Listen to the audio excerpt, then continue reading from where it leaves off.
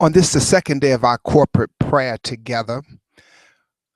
Remember, we are praying at 7:14 in the morning and 7:14 in the evening. Our prayer focus today is specifically for our pastor and church leaders. In Ephesians 3, verses 14 through 17, we see a prayer that they might be strengthened with God's power and that they might be rooted and grounded in love. Certainly, pastors and church leaders have needs like everybody else. But during this time of corporate prayer as a church, we want to be specific in our focus as to how we pray for them. We want to pray, first of all, that they will focus on God. In 2 Chronicles chapter 20, verse 12, the context of this verse is the king didn't know what to do. He was about to face a great army and recognize that he was powerless. But even in not knowing what to do, they knew what to do, and that was to keep their eyes on God.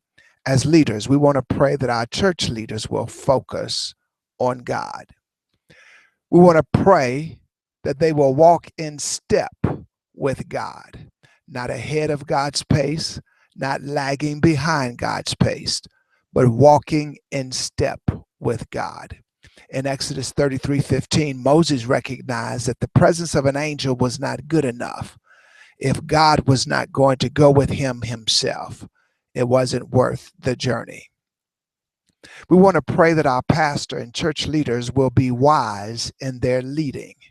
In 1 Kings, David says, "Give your servant an understanding mind to govern your people, that I may have discernment between good and evil."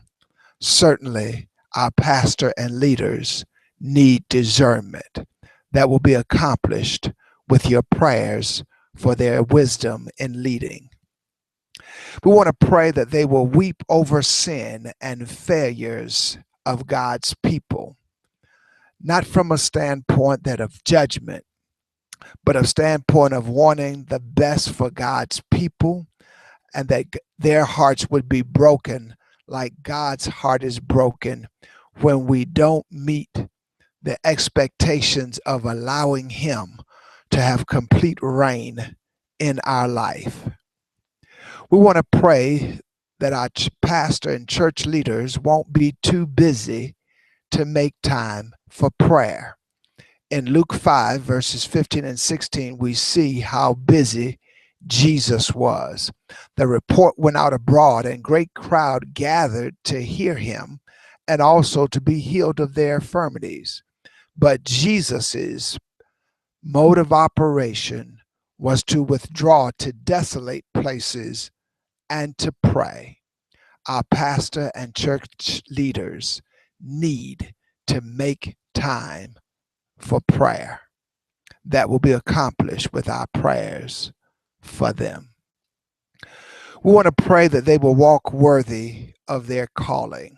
In Colossians chapter 1, verses 9 and 10, the apostle says, "From the day that I heard, I have not ceased to pray for you, asking that you may be filled with the knowledge of God's will and all spiritual wisdom and understanding, with the purpose that you might walk in a manner worthy of the Lord, fully pleasing to him, bearing fruit in every good work and increasing in the knowledge of God." Then finally, we want to pray that not only do our pastor and church leaders walk worthy of their calling, but they walk in a manner such that they finish well. In 2 Timothy 4:7, we read, "I have fought the good fight. I have finished the race. I have kept the faith." Beloved, your pastor and church leaders covet your prayers. Let's undergird them on this day in particular as we lift them up in prayer to God. Remember, 7:14 in the morning, 7:14 in the evening. May God richly bless you and heaven smile upon you is my prayer.